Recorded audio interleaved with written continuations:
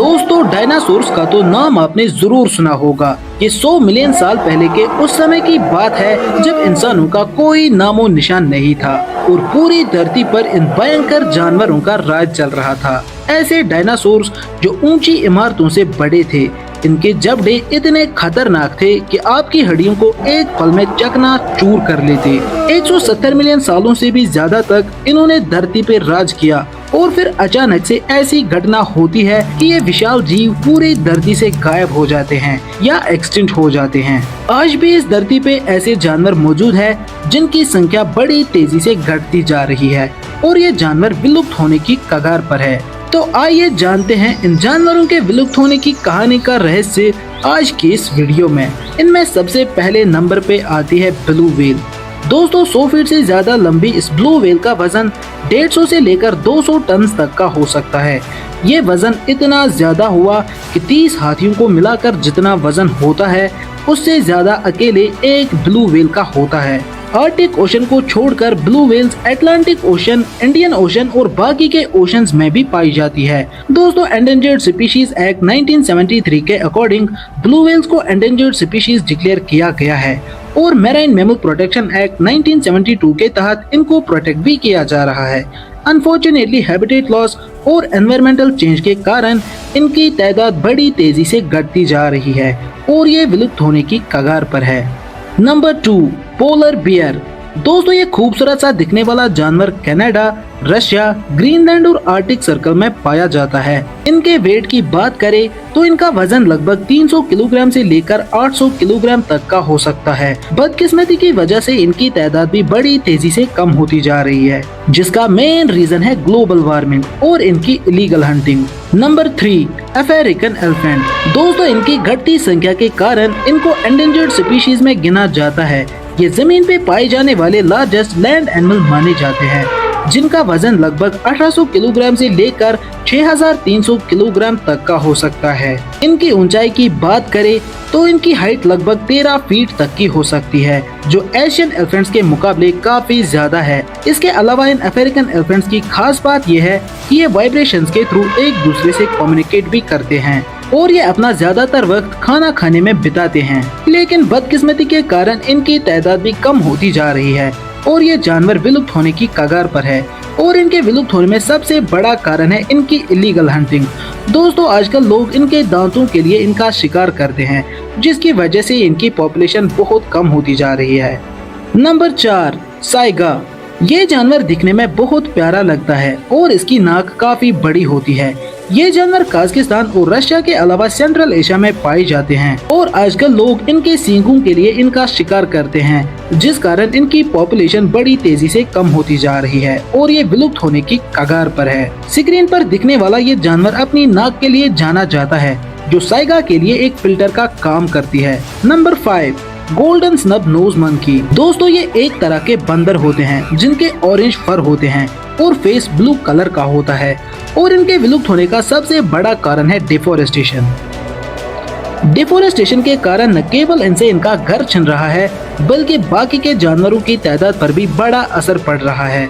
दोस्तों कुछ टाइम के लिए तो इनको एक्सटिंक्ट स्पीशीज में गिना जाता था, लेकिन बाद में 1990 में नदर्न वियतनाम में कुछ गोल्डन स्नब नोज मंकीज को रीडिस्कवर किया गया और अब इनको वर्ल्ड्स मोस्ट एंडेंजर्ड मंकीज में काउंट किया जाता है। Number 6 hyacinth macaw.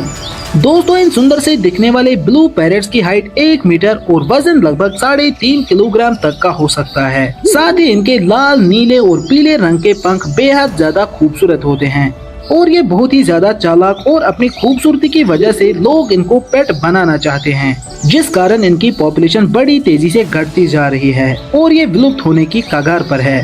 दोस्तों इन मकाओ पैरेट्स की खास बात यह है कि इनमें मेल और फीमेल पैरेट सेम ही दिखते हैं।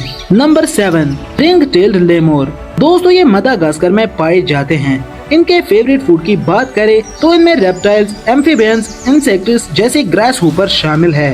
ह्यूमन मूवमेंट्स के कारण इनका हैबिटेट लॉस होता जा रहा है, जिस वजह से इनकी population day by day decrease होती जा रही है और ये विलुप्त होने की कगार पर पहुंच चुके हैं। दोस्तों हमारी लिस्ट में 8वें नंबर पे आती है फिलिपाइन ईगल। अब नाम सुन के तो आपको पता चल ही गया होगा कि ये फिलिपाइन ईगल फिलिपाइन में पाई जाती है। ये दुनिया की सबसे ज्यादा खौफनाक और रेयर ईगल मानी जाती है। इनके बारे में एक खास बात मालूम हुई है और वो ये है कि ये 2 सालों में सिर्फ 1 अंडा देते हैं। इनके रेयर होने का सबसे बड़ा कारण है डिफोरेस्टेशन और इनकी इलीगल हंटिंग। इसके अलावा इस फिलिपाइन ईगल को मंकी ईटिंग ईगल के नाम से भी जाना जाता है। Number 9, Iberian lynx. दोस्तों ये प्यारा सा जानवर अपने शरीर के लिए जाना जाता है, जिसका मुंह तो बिल्ली के जैसा दिखता है लेकिन बाकी का शरीर चीते के जैसा दिखता है।